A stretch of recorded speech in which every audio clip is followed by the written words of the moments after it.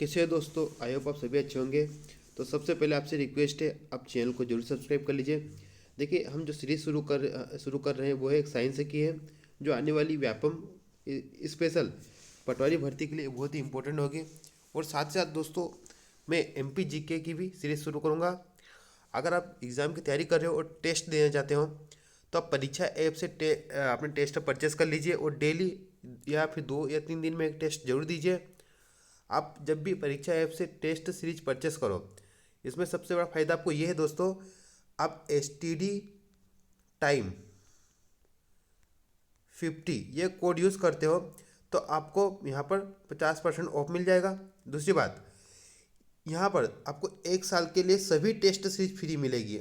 1 साल में जितनी भी एग्जाम्स आपकी आएगी, है ना, चाहे वो इंडिया लेवल पे हो या फिर मध्य प्रदेश की कोई एग्ज़ाम हो, सभी टेस्ट सीरीज आपको फ्री मिल जाएगी। तो ये अच्छी फ़ायदे वाली बात है। चलिए हम शुरू करते हैं। हम यहाँ पर जो हमारा जो मेन मोटिव यही है कि हम जाते जाते यहाँ पर प्रैक्टिस करेंगे। तो हम पहले एक वीडियो इस पर अपलोड कर चुके हैं, अगर आपने नहीं देखा हो तो देख लीजिएगा। तो ये क्वेश्चन है कि AB रक्त समूह वाले व्यक्ति को सर्वग्राही कहा जाता है। तो यहाँ से एक बात क्लियर है कि AB क्या होता है, जो रक्त समूह होता है वो सर्वग्राही होता है ना। क्योंकि AB को सर्वग्राही कहा जाता है क्योंकि क्योंकि दोस्तों इसमें ध्यान रखना, इसमें एंटीबॉडी अनुपस्थित रहती है। क्या रहती है? एंटीबॉडी। तो इसमें AB में एंटीबॉडी अनुपस्थित रहती है। ओके, तो यहाँ पर देखिए, AB रक्त समूह में एंटीबॉडी अनुपस्थित होती है, अतः वह किसी भी रक्त समूह से रक्त ले सकता है। आपको कमेंट करना है, तो ये सर्वग्राही है। अब सर्वदाता कौन सा रक्त समूह है वो आप कमेंट करके बता सकते हो। अगला क्वेश्चन हम देखते हैं कि निम्न में से कौन से रक्त समूह के व्यक्ति को सर्वदाता वर्गीकरण में रखा जाएगा। तो वही क्वेश्चन जो मैंने आपको पूछा था, तो ये भी इसका आंसर क्या आएगा, यहाँ पर O आएगा। इसमें क्या अनुपस्थित रहता है? इसमें एंटीजन अनुपस्थित रहता है ना। तो यहाँ पर लिखा हुआ भी है कि O रक्त समूह में कोई एंटीजन नहीं होता है, अतः यह सभी रक्त समूह को रक्तदान कर सकता है। O- या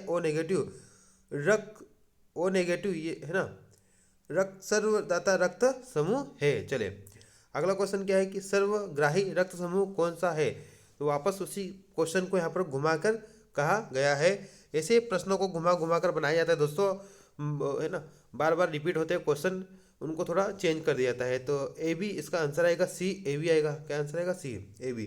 बात वही है कि सर्वग्राही रक्त समूह AB होता है तथा सर्वदाता रक्त समूह O होता है। AB में एंटीजन AB पाया जाता है तथा एंटीबॉडी अनुपस्थित रहता है, इसीलिए सर्वग्राही है। चलिए अगला क्वेश्चन हम देख लेते हैं। रेसर पाइन का उपयोग किया जाता है। तो रेसर पाइन का उपयोग दोस्तों किया जाता है किसमें?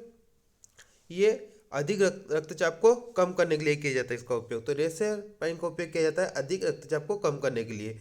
तो रेसर पाइन का उपयोग अधिक रक्तचाप को कम करने के लिए होता है। यह ब्लड प्रेशर को कम करके स्ट्रोक, हार्ट अटैक और किडनी की समस्या से बचाती है। Racer pine beta blockers class की दवा है। बीटा ब्लॉकर्स क्लास की दवा है। ओके, अगला है सिस्टोलिक एवं डायस्टोलिक दाब का अंतर है ना। तो ये जो दाब होता है, प्रकुंचन मतलब सिस्टोलिक, प्रसारक मतलब डायस्टोलिक दाब, ठीक है। इसका अंतर किसके लिए है ये? तो ये है दोस्तों आपका नाड़ी दाब के लिए। हम जब नाड़ी से हम हृदय की धड़कन का पता लगाते हैं, तो उसमें यही सिस्टोलिक और डायस्टोलिक दाब होता है ना। तो हृदय के सिकुड़नों को प्रकुंचन और फैलने को प्रसारण कहा जाता है। इनके दाबों को हाथ में कलाई पर नाड़ी द्वारा नापा जा सकता है, जिसे नाड़ी दाब पल्स कहते हैं। हम पल्स नाड़ी दाब के द्वारा पता करते हैं। आगे, रक्त अल्पत्ता को कम करने वाला मुख्य स्रोत है। तो गुड़ से पता है, हरे पत्ते की सब्जियों में आयरन होता है, नट में भी होता है। तो यहाँ पर जो ऑप्शन आएगा उपरोक्त तो सभी आएगा। तो खून में स्वस्थ लाल रक्त कणिकाओं की कम होने की स्थिति को रक्त अल्पता कहते हैं। इसको बढ़ाने के मुख्य स्रोत है गुड़, हरे पत्तों की सब्जियां, नट। अगला क्वेश्चन देख लेते हैं। रुधिर रहित मस्तिष्क शल्य कार्य की चिकित्सा के लिए हम का प्रयोग करते हैं। तो रुधिर रहित मस्तिष्क शल्य कार्य की चिकित्सा के लिए हम प्रयोग करते हैं। ओके, तो ये इसका आंसर आएगा अल्ट्रासोनोग्राफी। तो इस अल्ट्रासोनोग्राफी याद रखना, अल्ट्रासोनोग्राफी। तो इसमें क्या है कि सोनोग्राफी या अल्ट्रासोनोग्राफी चिकित्सीय निदान का एक महत्वपूर्ण साधन है। यह प्रासर्य ध्वनि पर आधारित होता है। किस पर? प्रासर्य ध्वनि पर। और आधारित एक चित्रांकन तकनीक है। इसका उपयोग गर्भावस्था में गर्भस्थ शिशु के स्वास्थ्य के बारे में जानकारी की प्राप्ति सर्वाधिक प्रचलित है। अगला क्वेश्चन है, रक्तदाब को मापने के लिए उपकरण का प्रयोग किया जाता है। बहुत ही इंपॉर्टेंट है। तो रक्तदाब किसके द्वारा मापा जाता है? तो वो होता है स्फेग्मोमेनोमीटर, है ना। इस नाम को थोड़ा ध्यान रखना है। स्फेग्मोमेनोमीटर, कहीं कहीं स्फेग्मोमेनोमीटर भी लिखा रहता है। तो यहाँ पर देखिए, ठीक है, देखिए यहाँ पर भी वही है। स्फेग्मोमेनोमीटर नामक उपकरण का उपयोग रक्तदाब को मापने के लिए किया जाता है। अगला क्वेश्चन हम देख लेते हैं। अगला क्वेश्चन है, निम्नलिखित में से स्तनधारियों की कौन सी रुधिर वाहिका सामान्यतः यूरिया की अधिक मात्रा ले सकती है ना। तो स्तनधारियों की कौन सी रुधिर वाहिका सामान्यतः यूरिया की अधिक मात्रा ले जाती है? तो पता है आपको,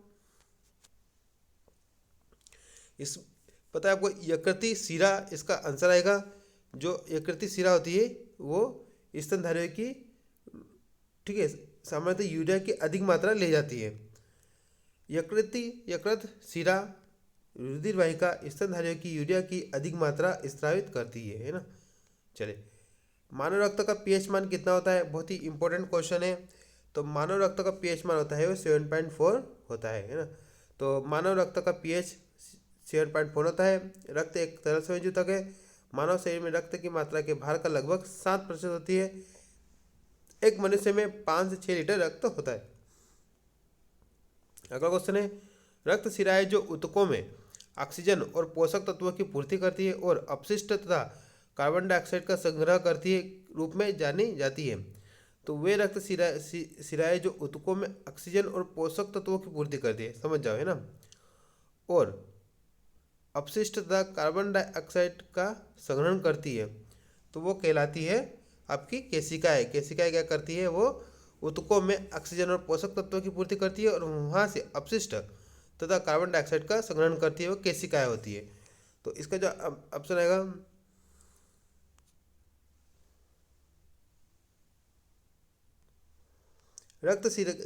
रक्त शिराएं, है ना, जो ऊतकों में ऑक्सीजन और पोषक तत्वों की पूर्ति करती है और अपशिष्ट तथा कार्बन डाइऑक्साइड का संग्रहण करती है, केशिकाएं कहलाती है।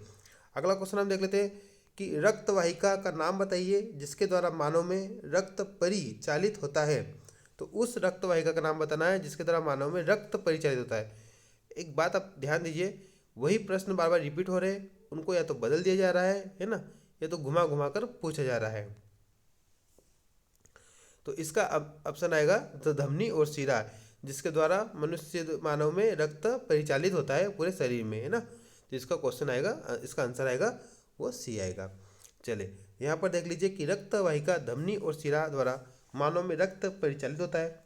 धमनियाँ शरीर की गहराई वाले भागों में उपस्थित होती है, इनमें शुद्ध रक्त प्रवाहित होता है। एवं शिरा शरीर के ऊपरी भागों में पाई जाती है, इनमें अशुद्ध रक्त प्रवाहित होता है। अगला क्वेश्चन देख लेते हैं कि उस कारक का नाम बताइए जो रक्त का थक्का जमने में सहायक करता है। तो वो आपका आएगा बिंबाणु, है ना।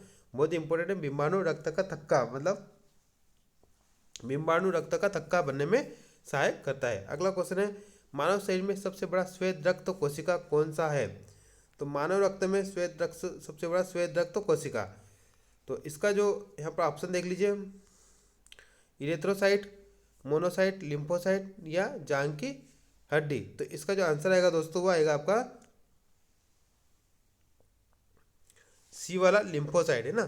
तो इसका आंसर हम देख लेते हैं कि मानव शरीर में सबसे बड़ा श्वेत रक्त कोशिका लिम्फोसाइट है।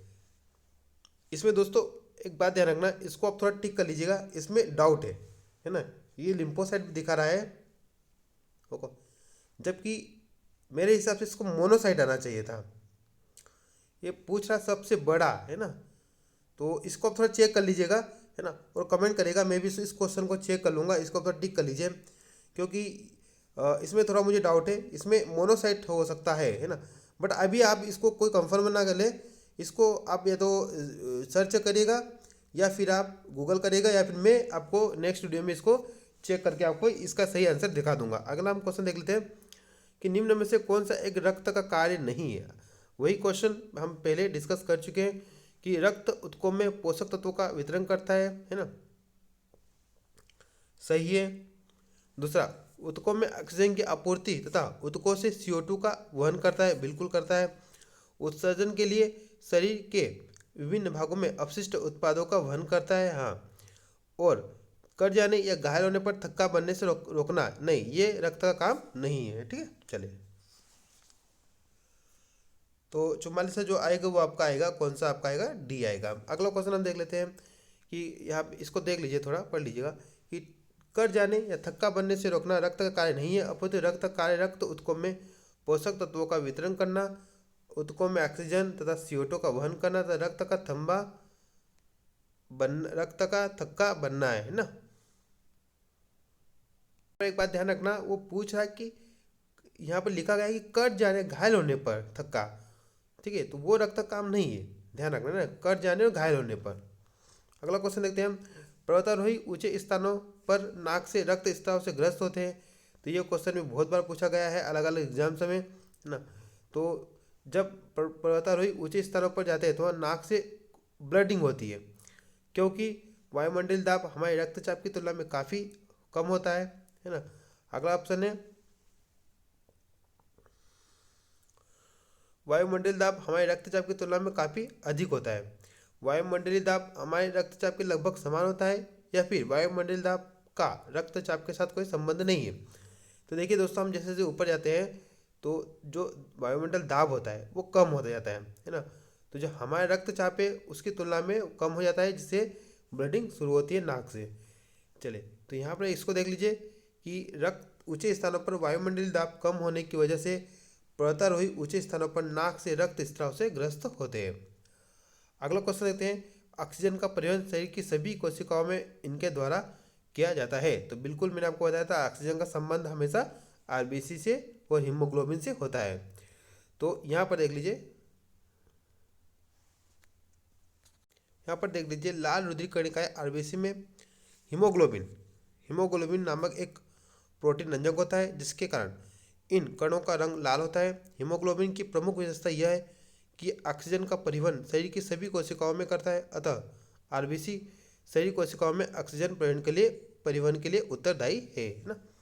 अगला क्वेश्चन है, हीमोग्लोबिन एक लाल वर्णक